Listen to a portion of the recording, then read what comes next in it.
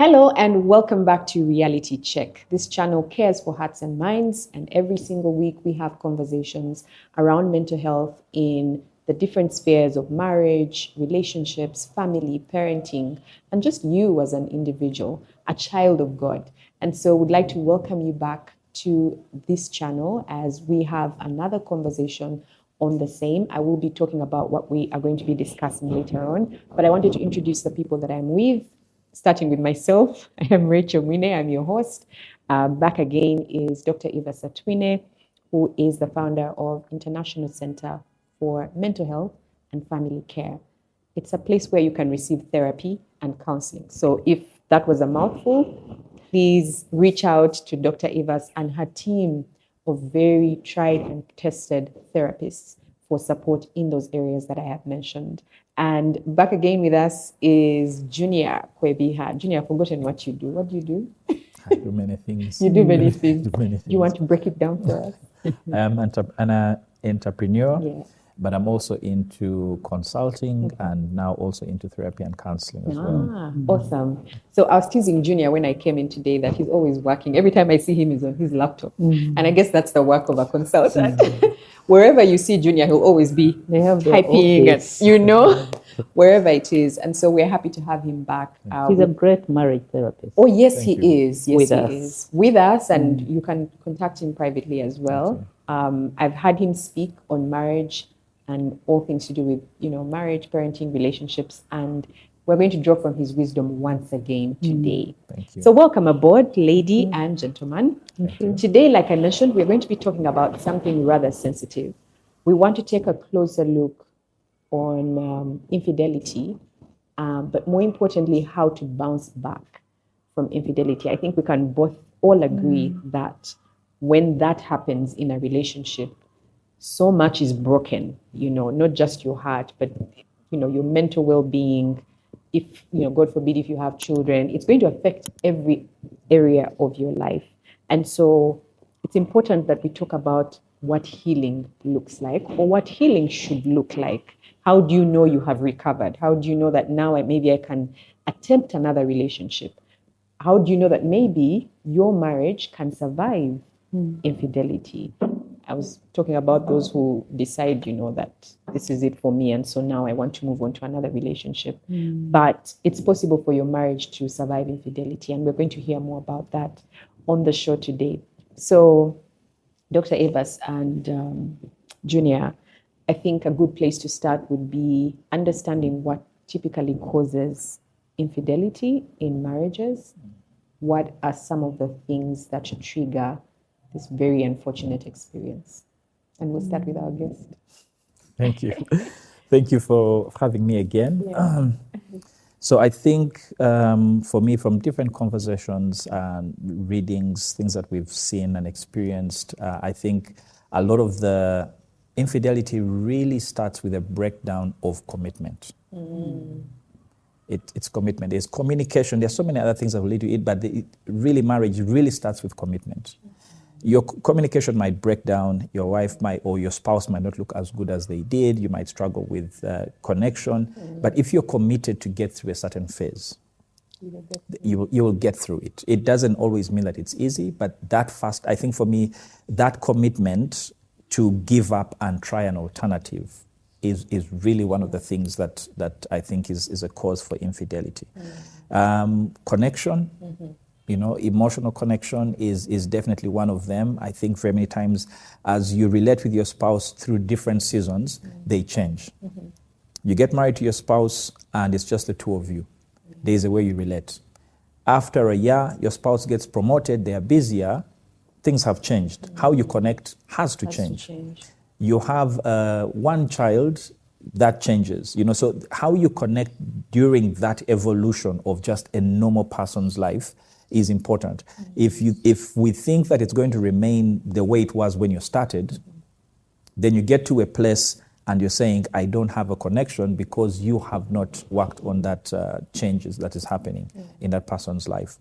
Of course, communication, unfortunately, today we are in a world that has a lot of clutter. Even when someone is seated alone, there is a lot of clutter. You're on your phone, it is TikTok, it is Instagram, it's a WhatsApp message, it is YouTube, it's an email. So even when you're alone, you just don't have enough time to yourself, to the things that matter. And, we keep teasing ourselves with a couple of friends. If you look at all your messages and you were able to quantify how much time you spend on who, you would begin to trace where some of these things happen. Infidelity is not a big bang. It doesn't happen out of the blue most of the time. Most of the time, it is small little things that begin to happen along a road. And, you keep facilitating it. The first date is someone at the office telling you look good. And it's okay, that's fine. But there are times where you can tell a person that compliments you with an undertone.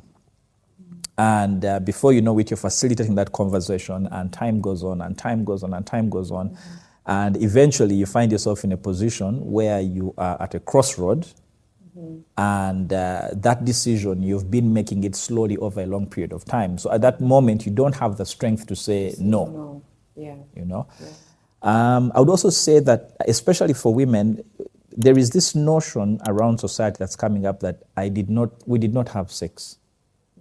So it is okay to do certain things as long as we did not have sex. It's almost like it is justified.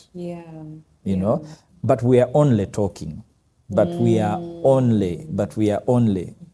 only kissed, And when you hear a lot of people in those conversations, whether it's in therapy, they'll say, we had this thing, but we did not have sex. Like that is supposed to be the bad thing. Yes, a bad a defense. So I think that society has allowed to lower the standard of what infidelity is.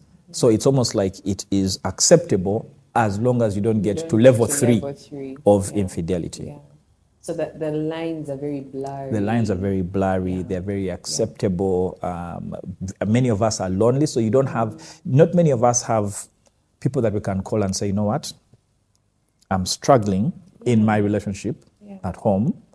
And if that first phase fails, there is the next level, which is, I'm struggling because there is this person at work.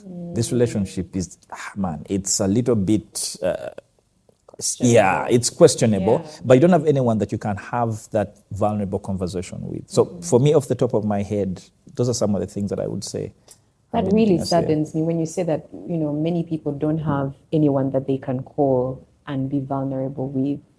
It leaves so many ticking time bombs on the streets of Kampala and world over, that because you're not able to be accountable to someone, you can make so many mistakes which you could have avoided if you had reached out to Dr. Evers to say, by the way, my wife, we just had a baby and we've not really connected in about 6 months because at some point she was on bed rest, and now, life has changed.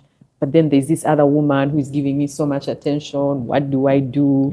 It's almost like I got this. I'm an adult, I can fix it. So it's really, really sad. Dr. Evers, your thoughts? Sure. I like that Junior talked about commitment. But I wanted to take it a level lower. I think I've done lots of reading, I've done lots of research, and I've had lots of experience interacting with people. And so I would want to take it a little lower to say, for me, I think cause of infidelity is rooted in personal values, right? We all, each human being has a standard of right and wrong. And in our standard of right and wrong, we also have what we call non-negotiables, right? And I've been telling my clients or other people that if everyone chose to get into infidelity because of a challenge they have in marriage, everyone would be involved in infidelity. Because we don't have perfect marriages. No, there are no perfect marriages in this world, because it is a building project. It is a learning platform. It's a growth platform. And we get in and we grow together. You know, just think about the time you got married. I've been married. I celebrated 28 years. Oh, did you now? I did. Congratulations. And in 28 years, there's so much we've navigated. There's so much we have gone through. There's a lot of learning. There's a lot of falling. There's a lot of getting up.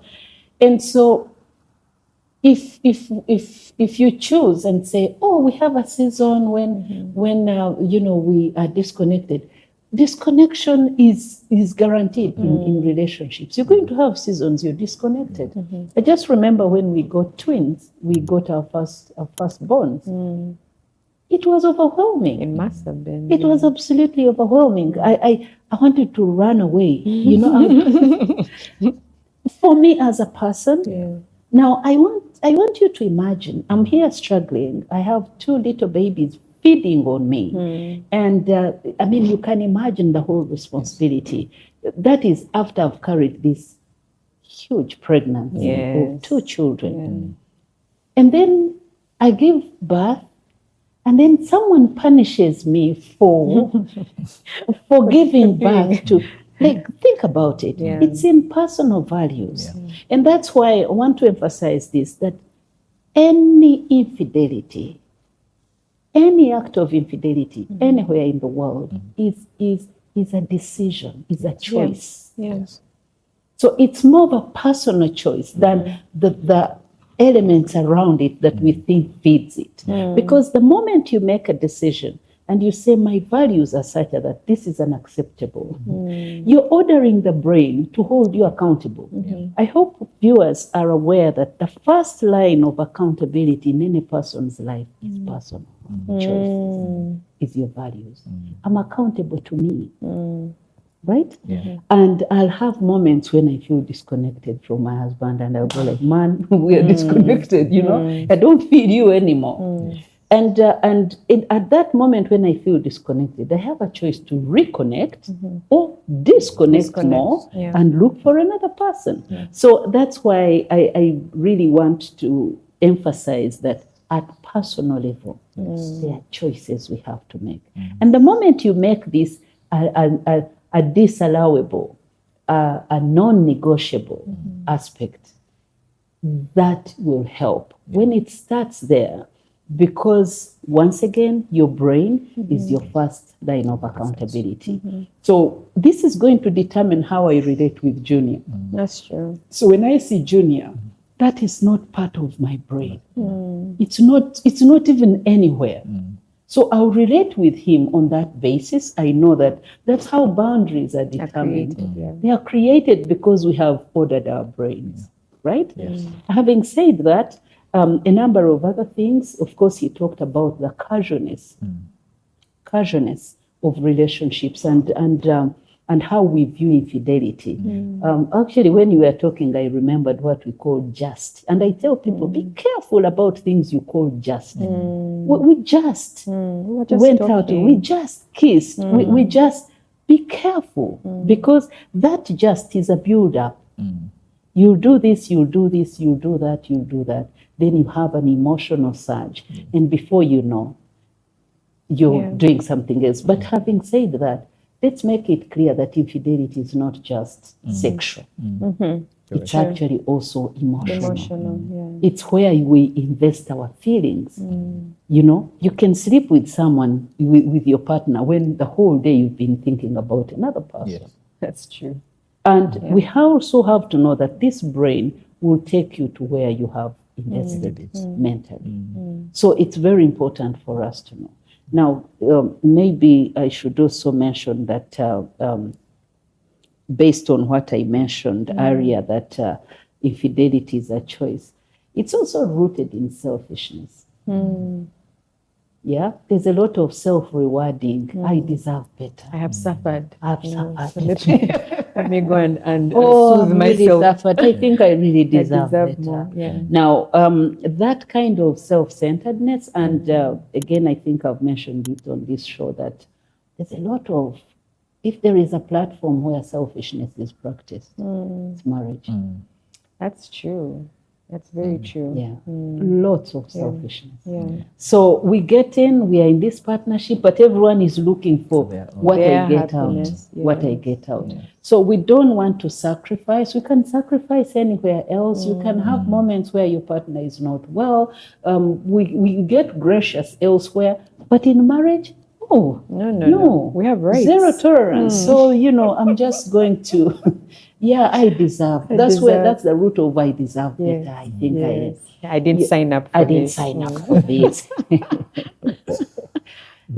So, and then, of course, Rachel, as a psychologist, I'll tell you, much of the infidelity is a result of our inability for self-regulation. One of the strongest emotions is lust. So we can't rule that out. Again, it ties into the personal values. Because if you, we all see things, we see better people. We all have the ability to use the eyes. And that's why the Bible talks about lust of the eyes.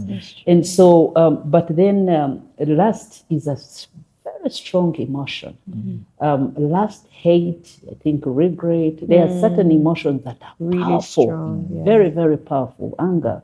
So lust is one of the very strong emotions that have to be managed. And so a person who is engaged in this, it speaks to their ability to self-regulate. Self-regulate. But when we don't regulate, just like our grandparents, we go back and say, it's not me, it's this one, it's this. And so we look for justification, but ultimately it's that individual. It's a choice you have made. So what typically happens, so when couples experience infidelity, there's going to be a reaction to this infidelity, both from the offender and the one who has been offended. And the reason I'm asking this question is I want you to talk about the effects of infidelity and how people respond to it. I also imagine that there are people who go through infidelity and they are not sure that they are exhibiting the right emotion. So maybe they'll start feeling like, they'll start blaming themselves, maybe it's my fault, I should have been more present, or I should have been more emotionally connected. What are some of those reactions that we are going to see from people, or that people experience after infidelity? And I don't know if this is a proper question, but is there a right or wrong emotion? Or maybe healthy and unhealthy response? I would definitely say anger. Anger is top on the list. It will roll off. It will roll off. It's very easy. For different reasons: disappointment, frustration, trust has been broken, loyalty, investment. Of course, the question why. Many people don't answer that question. It can be a very painful question to answer, but I think it's also an important one to answer. So there is, like you mentioned, there is the blaming, whether it's the offender or the person that has been offended. It happens. What did I not do? I have done everything, and you still did this. There is a lot of that. From the person that is offended, there are people who will genuinely be remorseful. There are some who will not. There are some who will not. There are some who have gone and said, look, when selfishness has reached its peak, if you may call it, will be like, look, sort yourself out and get with the program. It is what it is. This has happened. And unfortunately, it's many times at least I've seen that in couples where one of them feels like the other is a dependent. So I'm really helping you. By the way, what alternative do you have? Yes, what are you going to do? This is what it is. I'm taking care of you, but you have not stepped up. You're still depending on me. So I need someone else that covers for the shortfall that you have. It is, and entitlement. Yes, and there are people who will say that. People who will say that boldly. That look, but this person is not doing this. I don't feel they challenge me mentally when I'm going for events. This is not the kind of person that I want to have on my arm for X, Y, and Z. Exactly. Exactly, which goes back to the question that doctor is saying that, look, if we understand this is your choice, number one, this is a decision that you've made, number two, number three, the work that you're putting into this other person. You know, if infidelity was you stand in one place still and infidelity catches you, you'd say, I didn't have to do any work, you know, But if it is work that you have to do, why don't you do that work here as opposed to doing it somewhere else, you know? So for me, it is that element of, there are definitely areas of hurt, and you know, doctor will speak to emotions much better than I can, but there'll be people who are, you know, who will be hurtful. There's some who just go numb. Yeah. They don't know what to do. They'll cry and they will keep asking why, and they don't know. And they'll think about everything. There are people who will get into, I am not good enough. I don't look good enough. I do not provide enough. I know of people that have just, you've set such a high standard for me. I really don't want to put in the work, or I don't know how to put in the work. So I am going to kind of begin to flee, if you may call it that way. So there are some that will just retreat to, this is what I have been dealt with. It is what it is. And let's not forget that there are people for whom that might be a trend in their family. Probably grew up in a home where the parents aren't together. One or two of their siblings have gone through divorce or infidelity of some sort. And they just say, look, this is life. It is what it is. I saw it growing up, and what am I going to do about it? I'm not going to complain about it. So those are some of the things that I've been able to see in terms of the way people have responded and behaved when this has happened. Anyway, I don't even know why I'm surprised, because I know these things are happening, and they're going to elicit different responses from people. And maybe Dr. Evers, you could also speak to how this can affect I guess one's mental health, emotional well-being. Absolutely, Rachel. And it just reminded me of, you know, when you're talking about blame and all that, there are people who have gotten into the act of infidelity, but they have amazing marriages. I think I read a book some time back about why do happy partners cheat. You know, so it doesn't have to be because there's a problem in the marriage. But I already mentioned that there is always something in the marriage that is not. That's why marriage is work. That's true. So if anytime there is work, you go to outsource, you know, that's an act of immaturity. Really, but having said that, you asked about what emotions. I wanted to speak to that. Sure. Number one, grief. Grief. Because infidelity triggers a sense of loss of trust. Trust, let me remind viewers, trust is the core of every relationship. Core, it's a foundation, it's also a pillar, you know, that holds together relationship.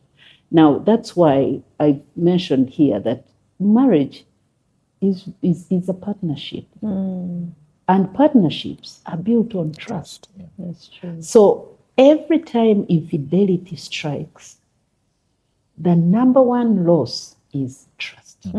Because someone goes like, what? Yeah.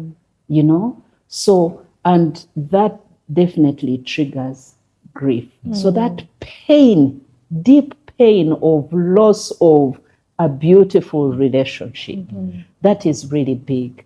And that grief causes more pain. More pain. It's a very painful emotion. And that's why we have we have infidelity-based trauma. You know? Deep pain that goes on for generations if it is not resolved. You know, someone can have that, and that's why you hear people say, I can never, ever trust any person again. I can never trust women. I can never trust men because they can't believe it. So that sense of loss. But it also, infidelity triggers an emotion of shame. Shame, first of all, in the perpetrator, is that what it's called? But also in the person who has been hurt. The victim of infidelity. Shame because this person, we have to know that we are human beings. And infidelity, I would like to see someone who just gets involved there on the streets. There, it's always hidden. It's hidden until it's discovered. And so whenever it's found out, there is shame. And so someone has been going, they thought they were smart, and boom, it's found. And the way it gets exposed is always the same. You hide the phone, you bathe with it, you like all manner of silly things. Wow. But then later on, it's found out. When it's found out, it triggers shame in the person because they can't believe they are exposed. I mean, I think I've witnessed some situations where there's so much underground work, so much going on, and someone thought then it just gets all exposed at once. And I've seen people go like, I can't believe this. Like there've been all these conversations, sharing of unbelievable things, and then boom, it's all out. So it brings that shame. And of course, we don't have experts on shame management. No. Shame is one of the emotions that people struggle with. You have to be super mature to manage shame. Most people are not mature enough to manage shame. They don't have the ability to just be humble at that point and, cool the emotions of the other person. So usually shame is turned into pride or anger or what were you looking for in my phone, or now you invaded my privacy. That kind of thing, as if privacy was supposed to cover all that ugly stuff. So that's what usually happens. Now shame, let me talk about shame on the victim. The victim always is struck by this, and they get ashamed, even if this partner hasn't said, look, I did all this because of you. It just immediately, this is discovered, we all feel inadequate. So it communicates a sense of inadequacy, even before it's pushed into your eyes, and someone thinks, so you mean I'm not good enough for this person? So that sense of shame. And then, of course, it affects self-esteem because that practice communicates inadequacy once again. Because we all want to feel adequate for our partners. That's true. But by the time they are outsourcing a number of things, then you have to, there's a message it communicates. I have to remind viewers that our behaviors communicate something to our partners. So if I do that, then I come back. I remember someone say, but my partner knows I love them. I ask them, what do you mean? What do you mean you love them? That communicates rejection. Yes, it does. You see, if you are running with other 3 relationships, honestly, you tell me you love me. What do you mean you love me? What's love? You see, so it communicates rejection, and that's not something that is easy to deal with. Easy to deal with. So, and that's, I think, Rachel, we've had a conversation here about a broken heart syndrome. Sadness, the amount of sorrow that one has to deal with. So all those emotions are associated with the infidelity. Let's talk about the healing process. And maybe just to comment, I feel like in the digital era that we are in, I feel like people need to be a bit more careful not to cheat. I was going to say, be careful not to cheat. Don't be careful not to be caught. There's a big difference. I think let's all learn to be faithful in our marriages. Let's talk about the healing process. And I want to kind of implore you to both speak on, first of all, what are the initial stages of healing? What's the role of forgiveness? And also to speak to, can a marriage survive infidelity? I know you both know people who have been married and have experienced this. So maybe you could start from there. Is it possible for a marriage to overcome? Every time somebody's getting married, they're like, infidelity, deal breaker, I'm out the door. Yeah. packing my bags and leaving. So let's talk about Yeah. that. So I definitely think 100% that a marriage can survive infidelity. I not just that I believe it, I have seen it. I have seen it. There are people who we've worked with, we've heard of, we've been around, we've spoken to that have been able to bounce back from infidelity. So I believe that yes, it is possible to bounce back from infidelity. To the role of forgiveness, when I was thinking about that particular question, saying if Jesus was unforgiving as we are, Yes. I don't know. I don't know what that equation would look like. I think we are justified in being upset. Yes, we are justified in being angry. We are hurt. We are disappointed. But we need to, not immediately, but we need to forgive as well. I think forgiveness for me is definitely the first. Remorsefulness, asking for forgiveness is definitely the first place, but I think it is the first part of healing. And it's absolutely critical in doing that. Will you smile the minute you say, I've forgiven you? Most likely not. Will it happen, change after a month, 2 months? It might take years, a long time. Things will change. There will be a new normal. So yes, all of that is going to happen. Without forgiveness, that process is a lot more painful. There's a lot more revisiting it. There's a lot more referencing it. And it's almost like you're doing the moonwalk. Yeah, there is motion, but there's no progress. So forgiveness for me is the first and most important thing. It's also the most difficult. Yes. It's also the most difficult, especially because many people will also make big decisions Based on what has happened. So then you're being informed by this web of the after effect of that decision, which sometimes might be a bad decision, a premature decision, a good decision at the wrong time. So there is a lot that can happen, but the first thing that I say is important to start with is that forgiveness. Can you share examples of decisions that people could possibly make? I'll get up and I'll leave the house. Okay. No, let me even take a step back. Violence. Yes. I read a report 2017 done by FHI 360. 3 in 10 women said it is okay for their partner to beat them if there was an act of infidelity. Are you serious? Yes. What's that? Wow. To beat them. Yes. So Violence if the is woman acceptable. if the woman is the one who has cheated. Yes. There is and the same number, about the same number that men were also saying that if there is infidelity, violence is acceptable. So that begins, when I talk about standards being lowered, that is the depth. That there is infidelity and it is okay. Now that's a new problem. Yes. That is a new problem that you have to deal with. Yeah. There is definitely packing your bags and leaving.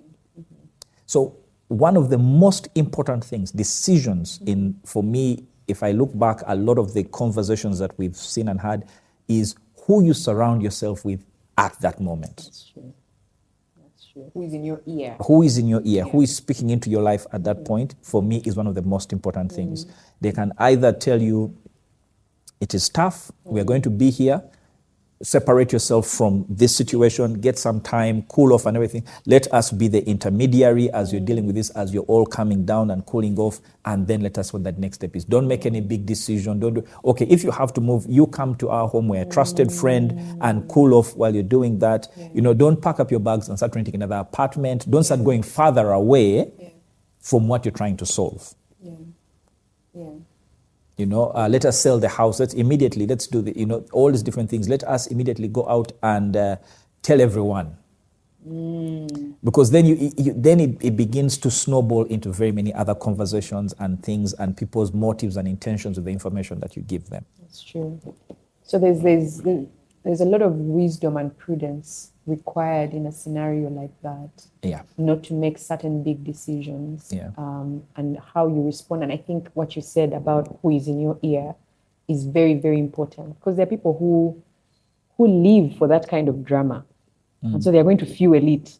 Yeah. Say, no, don't allow, pack your bags and leave. And for them, they are just enjoying the show because they have something to talk about. They are not seeing the bigger picture in mind, which is, but we want this marriage to work. Yeah.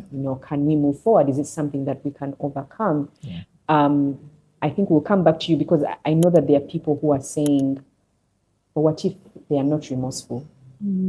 What if she cheats and she's saying it is what it is? Get with the program. How do I begin the journey of forgiveness? How do I begin the journey of healing? Because like we have said, that really is the first step, the first big hurdle to maybe seeing some light at the end of the tunnel. Yeah. I don't know if you want to address it now. I'll go back to something that Doctor said, and I touched on also, commitment. It doesn't mean it's easy. I think sometimes we think that because marriage has got love and feelings and everything, it's always going to be easy. It doesn't mean that. I think that maybe the disservice that we have as not just our generation, but very many people, is our parents across different generations will shield you from the fights that they had, from the scars that they have, from the wounds that they have, in being a parent protecting you. Yeah? But every time you go back to an older couple and tell them what you're dealing with, the wisdom that they have, very many of them will not tell you, pack up and leave and make this drastic decision. That's true. Many of them will tell you, calm down, think about it, don't leave, take your time. It's sad, it is not right, it's everything. They will call their person, trying to counsel them. Now, that for me, I think, is an element of where our parents protected us as parents. And when we grew up as adults that are married, they never shifted to have the conversation. As I'm talking to you as a man, this is what happens. This could happen. This could happen. Yeah. And if it happens, this is how it. So many times we don't have a good reference point on how to deal with this issue. So many people that are dealing with infidelity, it is a first time ever issue. We've heard about it, but it's a first time ever, and we don't have enough references to guide in how we could do that. Yeah, that's so true. Yes, Dr. Yes, yeah. So speaking of bigger picture, I think you asked me a question earlier which I didn't answer, and this is I just want to step back a little bit because that will help in this question. Okay. Bigger picture, I think one of the things we should have mentioned is the fact that infidelity is always rooted in deception. Yeah. So this deception that you have a better offer out of your marriage than what you have in the marriage. I think we just need to emphasize that it's not. Now, this is in human nature. We read about this in Genesis 2, in Genesis 3, about the fall of man, where I've never gotten my head around this lady going after a fruit. Yet they had been given a garden. And when you read that scripture, I think it's Genesis 2:19, and then Genesis 3. When you look at that, they had been given a garden with trees bearing fruit, good for food and good for the eye. But she was looking for exactly the same thing when she got tempted to go after one fruit, not even a tree, but one fruit. Now, this speaks to how our human nature is liable to deception, because we all get deceived that the person on the other side has a better offer. And that's what I tell people, that 80-20% principle, that you can go looking for the 20, what we call topping up your marriage. You're trying to top up your marriage, but in the end you lose 80. You're looking for 20 to top up, but you lose 80. So that we need to know. And let me also use this opportunity to tell people that the devil can never give you more than he takes away from you. So most of the time we go, and this is the science of trapping. The science of trapping is that the little thing you put to trap something is much bigger than what you're interested in. So if you put a little G-nut on what rat is trap. on a trap, trap, yes. and a rat comes, it doesn't know that you are interested in their lives.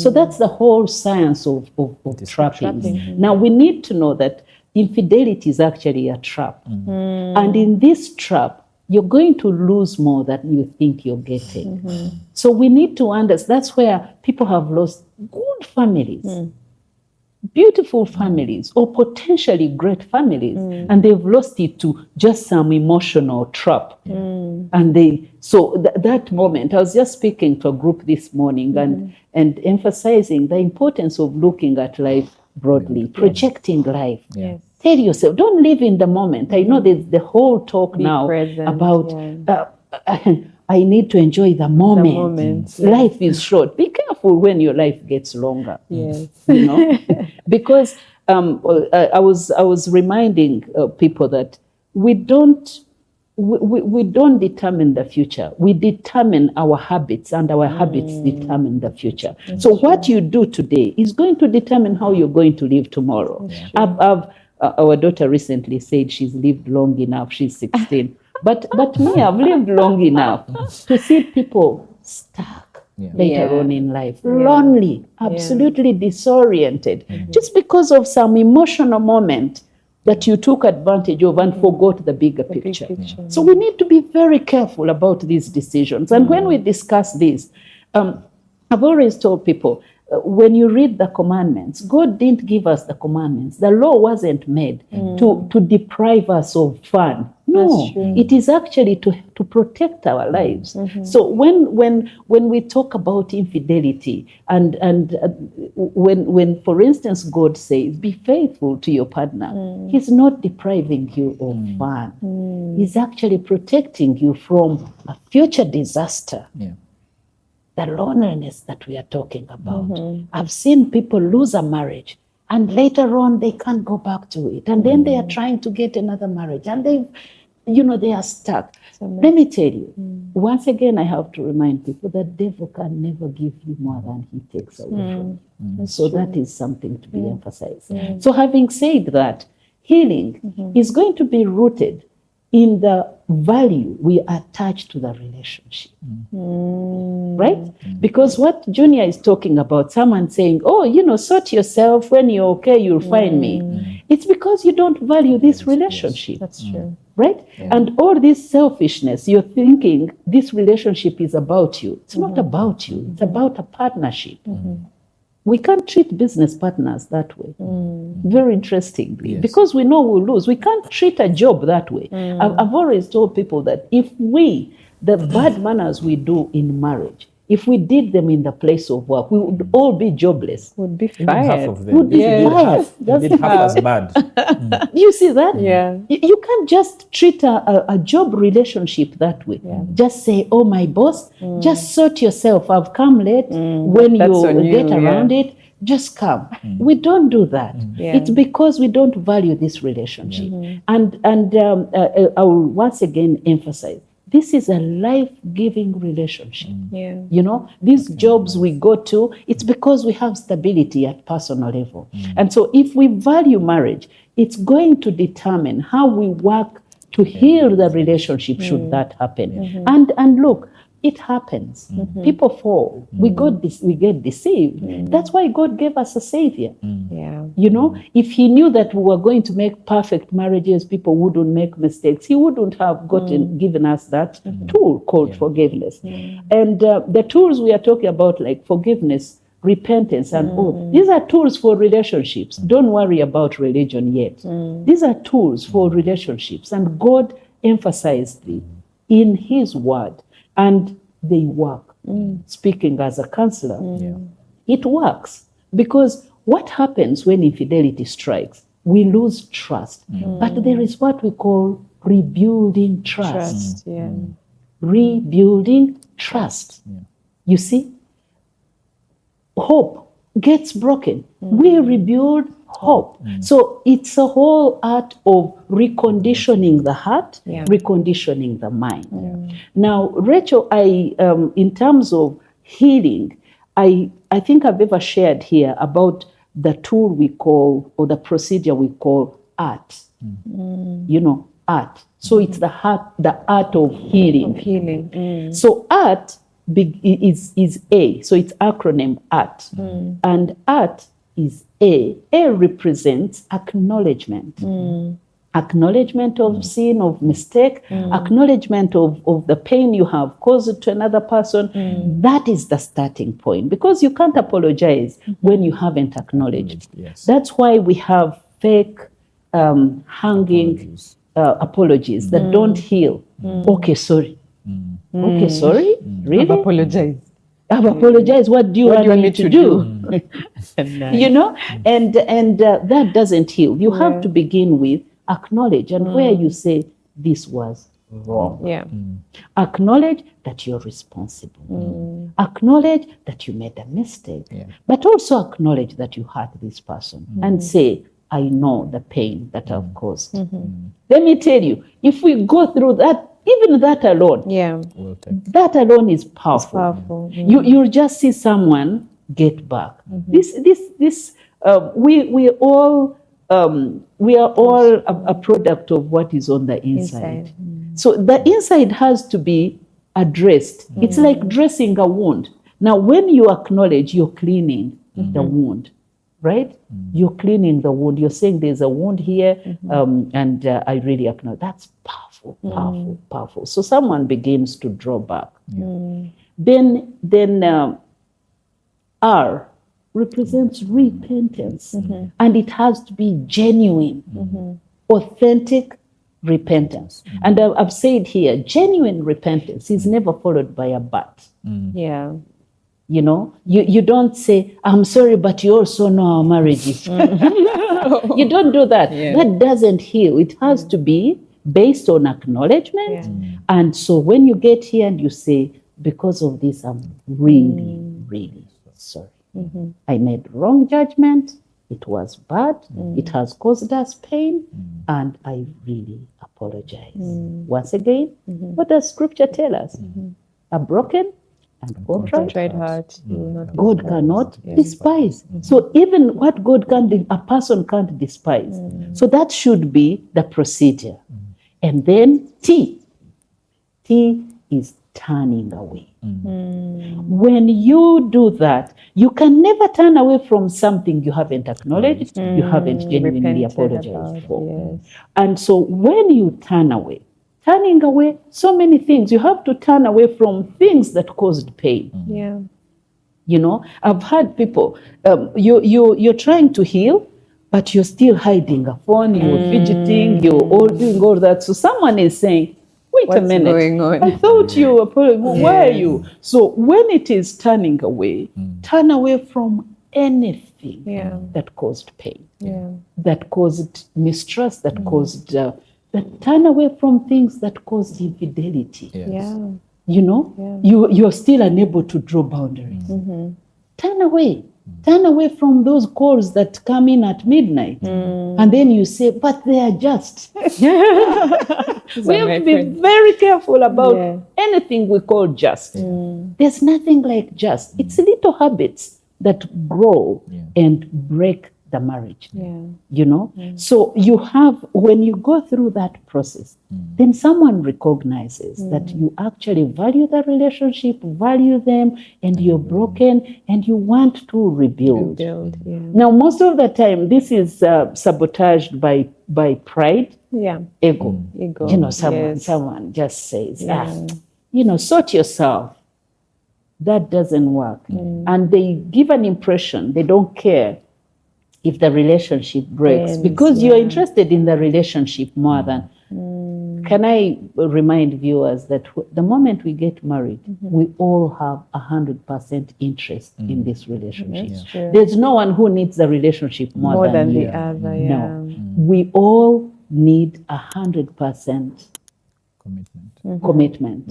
And so when we are committed, we are committing to something that, by the way, Junior, commitment, people think we commit to something that is perfect. We don't. We commit to building a perfect thing, but not committing to something that is working. So you're here and you're saying, once this relationship is good, I will I'll be commit. committed. Yeah. That's no. Childish. No. doesn't work. I want to throw a spanner in the works Please before we do. move to Please. the next question. So let's say the infidelity was caused, and I'm not negating everything you have said, Yeah. personal values, commitment, it's a choice, it's a decision. Let's say the infidelity was caused because there was neglect for real. A marriage, maybe I think baby in the home would be a better example. The couple has just had a baby, or maybe they've just drifted apart for whatever reason. They've not invested in connecting, and this man or woman are not like they're not seated there plotting and saying, I want to be unfaithful in my marriage. But somehow, because of the disconnect, one of them steps out of the marriage. Back to the healing process. When is it okay for that person to say, by the way, one of the reasons I stepped out, without sounding like they're blaming, is because there was a Dr. Ivas, you're laughing. There was a missing link in our relationship. When is it okay to say that? Because you need to acknowledge. You talked about acknowledging. Yes, acknowledge you made the mistake. And acknowledging is not saying I did it because you were not emotionally available. It's simply acknowledging your mistake. But if you're doing a post-mortem, and you're doing the post-mortem because you want to move forward and avoid this issue, how do you address that elephant without making the other person feel like they are the reason that you... Me, Rachel, I will go first, Judy. because it's more common than not, actually. You know why I'm laughing, Rachel? You see, you don't improve your relationship by starting a new one. That's true. And I know that now after I have made the mistake. But how do I raise it? Look, so that's the whole thing. Because anything you make peace with, you can never change it. And remember, I talked about brain training. Because if you don't challenge your brain by giving the right signal or the right label of the behavior, you can never change it. So you will talk about because you've been caught. But it's not that you're remorseful, because the moment you justify wrong behavior, you can never get over it. Remember, I said it's about brain training. The moment I tell my brain that, you know what, Ivas, you did this because of this, there's going to be so many other chances to repeat the same thing. Because now, if we get the first child and I go out because my partner is breastfeeding, what happens when we get a second one? The brain is going to remind me that, look, you have now you have another child, so you need to look for another person. Let's not joke with this. That's why Scripture says, be transformed by the renewing of your mind. Because every behavior begins here. This is where perceptions are. This is where everything. Decision. So if you have ordered your brain that way, you'll never get over it. Now, having said that, Rachel, let's make it clear that, let's face it, friends, in marriage, if we all decide to have a justification for infidelity, then God should have included it in the Bible. Right? And said, under these circumstances, you can be unfaithful, yes. Right? But I want to tell you, because there is going to be circumstances, you're going to have a sick partner. We all live in this world, we know. So if your partner is sick and in hospital for whatever reason, so are you going to get another one? So is it under the circumstances that you have just gotten a baby, then you go look for another? But let's be careful. Let's be serious here, really. Because if we create that place where we say, I think under this, then we are setting ourselves up for a huge deception. Because we will all have moments when we could have made a wrong decision. So clean cut, I get it. So I just want to take what Dr. has said and kind of spin it a little bit, because I'm hearing it being something of the heart, the motive behind why you're doing it. But even the acronym that she's given, if you really want to turn away, you need to know what you're turning away from. Now, like I said, infidelity does not just slap you in the head. It just doesn't. You don't catch it like a cold. No. There are small little things that you do consistently. And the minute you start on the small little thing today, that decision is halfway made. It is only waiting for the opportunity. You can tell it doesn't change. It doesn't. It's the same way. You can tell with the way you're going to dress up. You're going for an event, you know, there's a way you're going to dress up, and you clearly know that the way you have dressed up, you're working on however you look, you've gone to the salon, both men and women, to make sure you're looking razor sharp. For no other reason but the opportunity. And you pretend to say, maybe, but it won't. Now, you play that opportunity in your head, several times, and you simply wait for the manifestation. For you to justify and be like, I am being dragged along. I didn't want, but I had no control. So there's a place where you need to sit down and say, to your question, is sitting down and saying, why did I end up here? What behavior did that? Now, I would not advise that the offender goes and tells the person who has been offended. By the way, the reason why, even if you've figured it out, I think it is wiser to let their person come. And when they have gotten past that part of art, they get to a point where they say, you know what? I think I have dealt with certain emotions and I am ready to have the conversation. But why did you do this? Because it's a place of healing that you need to have the conversation. You need to reestablish trust. And you cannot if you don't address some of those things. Now, the warning is that it might be a really hurtful response. That's true. It might be a really hurtful response. But someone has to get to the point, and that's why I say that the offender has to be able to say, the reason I'm doing that is the company that I keep. It is the boundaries that I have not set. It is the lifestyle that I have. There is that place where you need to get a piece of paper, write down and say, how did I get here? Map it out and figure out this is actually the trigger or the problem. When you have that, then start the turning away from it, the T. But I would say you have to wait for the other person to a point where they are ready to have that. But why did you do it conversation? Otherwise, you could go and trigger a new wound or a different one. I know. This is true. So there's an element of figure it out for yourself if you're the offender. So you know, and you don't have a relapse, if you may call it that. But wait for their person to get ready. Because if you go before they are ready, you're just being selfish all over again. That's true. I've gotten closure on my part. I want to deal with this issue. Let me sort it out, and you deal with it also. Yeah. That becomes very, and I think what I hear you saying when you were doing the evaluation of why did I do it, there was nowhere where it said, because my wife was emotionally unavailable. I was driven. That's what, yes, that I was driven to the arms of another woman or to another man. The accountability has to be drawn from your personal values and your sense of commitment. That the reason I did this thing was the company I kept, the lifestyle I live, these little choices that I made that ultimately led us to this place. And then when the other person is ready to have the conversation, perhaps maybe they are ready to hear that being emotionally unavailable played a small role in maybe allowing me to make these decisions. But you always have a decision. The thing is that at every one of those opportunities, the message you pick up your phone and you send, you have a choice. To not send it. Or we are going to go for lunch, you have a choice. The location you pick, you have a choice.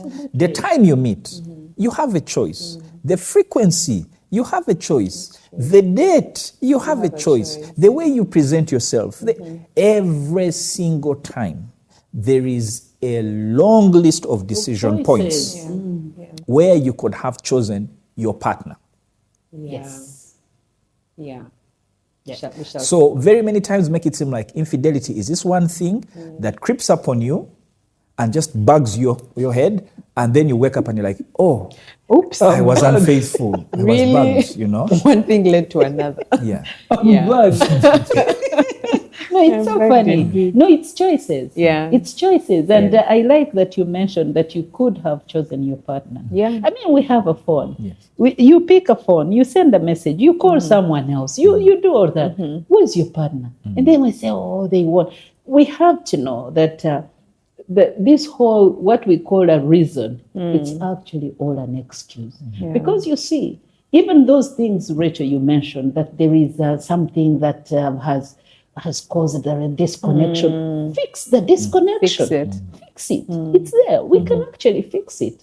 So the moment you know what is driving you, deal with it in your marriage. I actually think it's a lazy approach. It is. Yeah, you're saying I don't want to fix what's in my marriage, but there's this other person who is paying me attention. So let me go to that side. That's the thing. That's the really thing, and lazy it is. It's actually an emotional decision most of the time. There's no logic. When you check, people haven't made a logical decision to start a new relationship, to with a view to growing it. It's just quick fixes. Feel. It's based on emotions. Now, emotions have no future. Emotions have never had a future. You can feel like a certain way now, and in the next 2 minutes, you feel a different way. Yes. And so it's all emotional decisions. And anything which doesn't have mulamwa. People get into relationship just because they feel a certain way in the moment. But this is a life-changing decision. You can't make life-changing decisions based on how you feel in the moment. You need to really think through. So that's why I always ask people, now, this relationship you're in, project it. How is it going to look like in the next 10, 15? They say, no, we are up to nothing. How can you be in a relationship that you're up to nothing about? So you can't do that. And in the meantime, you're putting lots of investment in something that has no future. So we have to be very careful that we don't do that. You can't make a decision that is life-changing and it's based on how you feel. You're going to feel a different way in the next moment. I want us to begin to wrap this up. Sure. So part of our support system here in Africa, I don't know if it happens even in the West, is the church or faith in general. We will usually turn to people who we consider spiritual in some sense to offer support when we are dealing with things like infidelity. And earlier on, we were talking about the role of the church in managing this, because as individuals, we are members of the church, we are part of the church. And so when infidelity happens, we are accountable to the spiritual authority wherever it is that we pray. And I would like for you both to talk about, where the church has failed to support in instances of infidelity, and maybe what are you suggesting that the church could do in supporting people who are experiencing unfaithfulness? Especially on the journey to healing, because the thing has happened, yes, and maybe there were conversations before and they were not handled properly, so that thing has happened. Now we are looking at restoration and, for these people to be able to move forward with their marriage.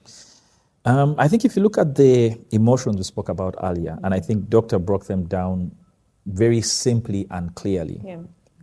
The question for me is, how does the church welcome someone that's ashamed, that is broken, that is angry, that is sad, that is bitter? I think fundamentally that's the question, that do people that are broken, sad, and feel they're welcome? Consistently, not one-off. It's not a Sunday sermon on dealing with infidelity. It is not a once a year, family month in the month of February. It's not that. I think there is an element of consistency. Because the issue that we are dealing with, both the breaking and the rebuilding, is not a not a 1 month issue, especially the rebuilding. So there is that consistency. I'll say the first one step back. The verse that says the love of Christ restrains me. I think, I keep telling people that the standard was set for men to love as Christ loved the church is extremely high. It's extremely high. And if you were able to take every single thing that Christ did and transposed it into a marriage, as husbands, are we doing that? Are we sacrificing that much? If we read 1 Corinthians 13 through the lens, if 1 Corinthians 13 and Ephesians 5:25 were merged into one scripture, husbands, be long-suffering as Christ was long-suffering for the church. If we merge those two and read them in the same way, where are we? I think the church needs to help people, again, especially men, to understand the standard. Yeah. It's not a suggestion. No. It's not a one-off. I think the consistency of people to understand the love of Christ as the standard for men, but also the love of Christ in the forgiveness that there is. Because there are many people that are trying to get through some sort of healing with infidelity, but are still doing a lot of unforgiveness. That's true. Yeah. So for me, I would say one is the lesson just to help people understand the standard that is there and to be unapologetic. Unapologetic. There are, I hate to use as an example, but there are very many faiths where A is A, B is B. But sometimes, and not any particular one, but the church is in saying you're all welcome. It's almost like you come as you are, but there is not the follow-up of we don't expect to stay the same way that you are. Because the transforming of the mind, there has to be that transformation. So in the healing journey, let us welcome. Let us welcome. It doesn't have to be just the pastor. I think that's the other thing, is a lot of this is being put at the feet of the pastor. The pastor has to finish sermons, 2-3 sermons on a Sunday, and then get in his car and start driving around everyone's home. Visiting. Yeah. It is more than just the pastor. The pastor needs to be cared for as well. I think you, myself, Dr. Evers, the church, the entire body has to be more empathetic, has to participate. And these people we know, if they gave you a piece of paper and told you, write down 3 people that are in unfaithful relationships, you can shut your eyes and write them down. True. Why are we not doing anything about it? Yeah. So for me, before we go to the church, a particular denomination or a building, it is all of us as a church. There is a part that we have to play in helping, in having those conversations. They are difficult, they are tough, there's a risk of losing relationships. But I think what we are seeing today is as a result of our inactivity over so many decades. Or being subtle about it. Or letting the lines become blurry. So we need to have those conversations today consistently. It's not going to be one reality check episode that's going to finish. We're going to trigger it, but let's have continuous conversations after that. But the other one, let's just be as welcoming as Christ is. Let's be as forgiving. There are so many people who are working from a place of emptiness and hurt. It is welcoming people and saying, come, how can I help you? How can I stand with you? How can I walk this journey of healing with you? That shame can be quite heavy. It can be quite heavy. And I think we need to be the church that is in your corner when we don't need to be. When I have every reason not to be in your corner is when I should really be in your corner. So that for me is, I want to bring it down to a level where anyone who watches this can have a part to play in a friend or in their own relationship that is dealing with infidelity. That's true. And support. I like that. Yeah. Yes, doctor. I think, Rachel, the entire support system, what is church? What is church? So it is, it's us. As Junior has said, church is not just a building. It's not just a, I don't know, but it's us. It's an accountability point. And I always emphasize the importance of redeeming love. It's painful when, of course, there's an expectation that there are certain values expected in a certain place.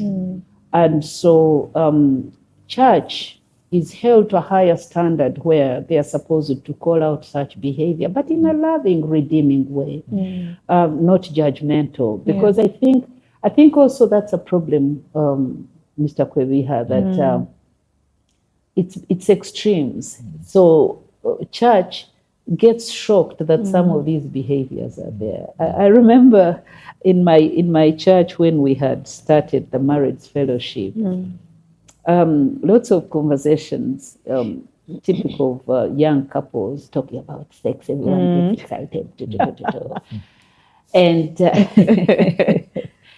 And so we progressed and the fellowship evolved, and then now conversations around adultery were coming in, people having children out of wedlock were coming in, and so everyone is just thrown off balance. But these are conversations that have to be really invaded in. And for me, the most important thing is to, as you have mentioned, to hold people to a higher standard. Yes, you're all welcome, but you're not welcome to stay the way you came, and emphasizing that. And when something happens, knowing that our response should not be to judge them, because any person you judge, you just kill them. I always illustrate this with, if someone is drowning, and then you came and they say, help me. And then you come and say, how did you get there? That doesn't help anyone. Not in that Now, moment. we have to know that at the core of this person's heart is a craving for healing, and they don't know how to get it. So they will do it the wrong way. They will blame people. They will even blame the church. They will say that someone wasn't great enough. That's why I go here.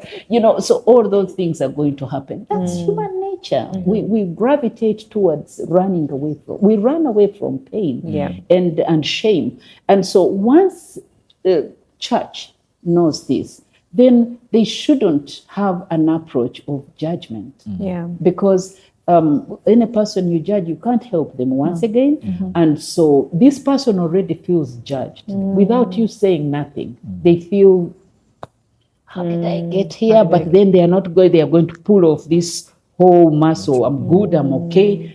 So we redeeming love, that redeeming love where you say, oh, you're broken, come. There's lots of scripture. You remember when Jesus was, when people are accusing this woman caught in adultery. Oh, yes. You remember? Yes. And so he looked at them and said, wait a minute.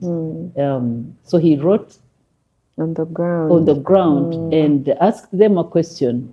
Anyone who has not sinned, throw a stone. Now, we all are a broken people. And if that message is preached, we are broken, but on a journey of healing. So, we are moving. Oh, you've fallen? Get up, let's go. But redeeming love. Secondly, speaking the truth in love. And I think this is a problem once again. I've witnessed people scattered. So they say Junior, God forbid. Junior is involved in this, is a member of our congregation. I want to guarantee you, Junior, in that group, if there are 10, you'll be lucky to have one person that will stand up to you and say, tell me, my brother, what happened? Some will say, they are big enough, they know what they are doing. That is in the church. Yeah. And I think sometimes, of course, we have lots of expectations on people, and we say they are a great preacher, they can move mountains and chase demons. But when it comes to calling out a certain behavior in a person, they don't have that muscle.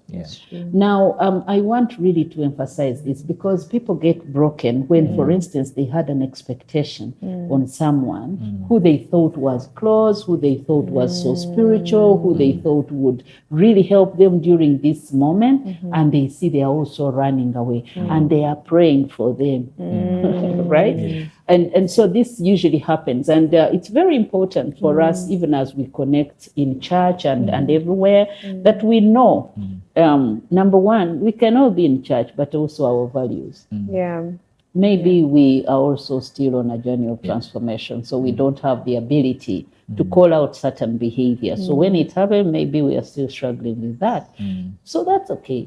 But then also to know that, can I tread where the angels have feared?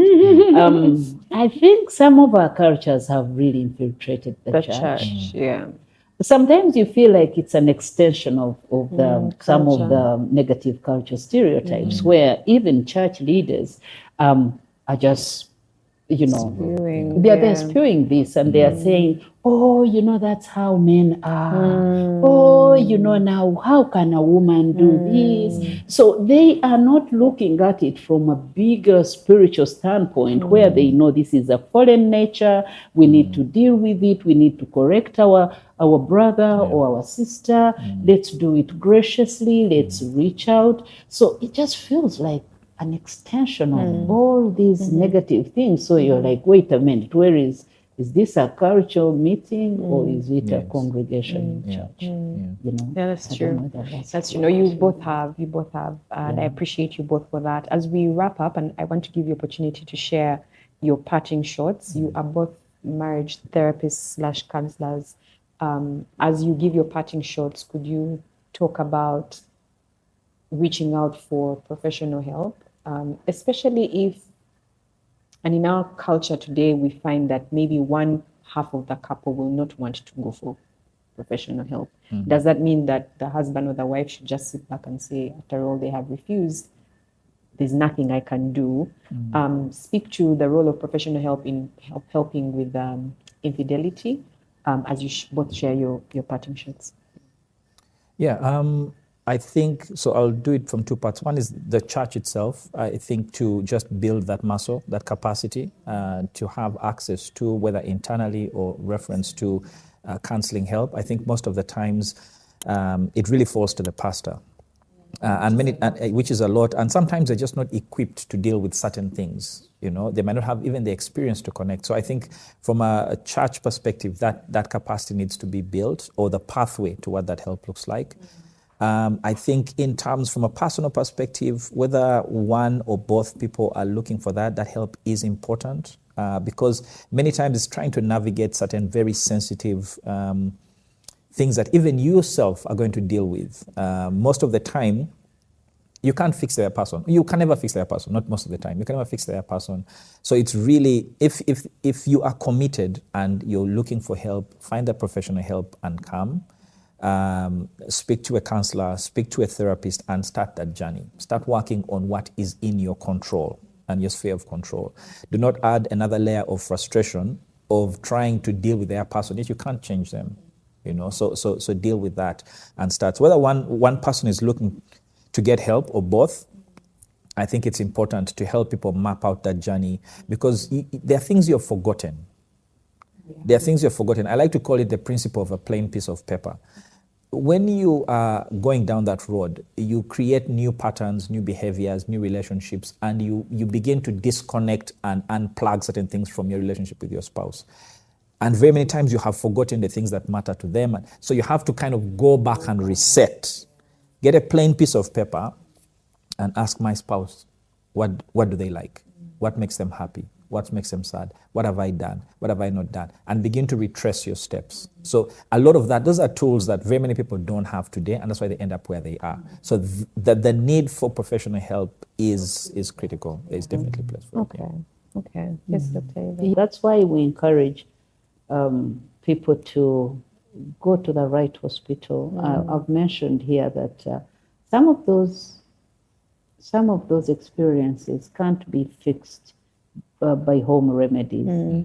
You know, there's a lot of pain, there's a lot of brokenness, there's a lot of trauma that is associated with infidelity. The core of a person is shaken completely, and so you can't just fix that casually. And I just want to say, as part of my parting shots, that time doesn't heal all things all the time.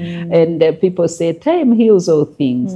By the way, you can get horribly traumatic and resentful in the name of time heals all things. Because time helps us to calm down, to gain perspective, but it doesn't take away the responsibility of resolving an issue and resolving an experience and healing your heart. So it's very important that, yes, don't make rushy decisions, don't make life-changing decisions because you are hurting. Take your time, but go and seek your own healing. If your partner is not yet ready, it is okay. Seek your own healing. Gain your own, because life is about perspective. So, and therapy is about perspective. It's helping people to heal from perspective. So it's important that someone does that and seeks therapy. It also helps individuals to know the right choices to make amidst pain, you know, because you can easily, because pain can drive us into a certain direction. So you don't want to just be there and thinking, oh, maybe I'll be okay with time. No, it doesn't help. And then, of course, Rachel, seeking help from the right person. We all have a support system, but some of these experiences will help us know who has the nerve to help us during certain situations. Not every person in your life is able to hold you during this pain. Some of them will run away, not because they hate you, but they cannot. They can't stand the pain, you know, and so it's very important to know that not everyone will carry your weight during this situation. So it's a season that requires so much wisdom, so much emotional stability. It requires a lot of emotional stability, but most importantly, speaking to a professional. Yeah. Thank you both for being here and for sharing very, very candidly. I really do believe that whoever is watching has been supported in some shape or form. One of the other reasons we wanted to have this conversation was to let you know that if you have experienced infidelity, that we would like to create a space where women can come anonymously. You don't have to share your name or anything, and just pour out your heart, because like Junior was saying, that this journey of healing is going to take time. You know, just because somebody is remorseful and you are working towards forgiving them doesn't mean you're going to feel 100 right there and then and feel like you even want to work through your marriage. I don't know if you want to say something about that space. Oh yes, that space, of course, it always starts with women. Yes, it does. Typically. It starts with women, not because we don't consider men. I know there are so many men hurting, and there are so many men who have been offended this way. Yeah. But as I mentioned, women always step out to start an initiative that could help them. So is it due to public demand? We at ICFC, we are going to start an anonymous group, women who have experienced infidelity, where they can meet and share and have a cup of coffee, but have very meaningful conversations. And in the next couple of weeks, we'll communicate how this will look like. Please keep checking on our website, on our page, and we'll post information there, and we'll also request that people join this so that we can have healing conversations. This is not to gang up against the men. No, that is not our purpose. Actually, our space is for healing families. And so we want to have those conversations. If this graduates later on in both men and women, we'll see how that works. But we are not really alienating the men. I also want to probably use this opportunity to say we're going to start conversations on family that will bring together men and women. This is also coming up soon. Please stay tuned.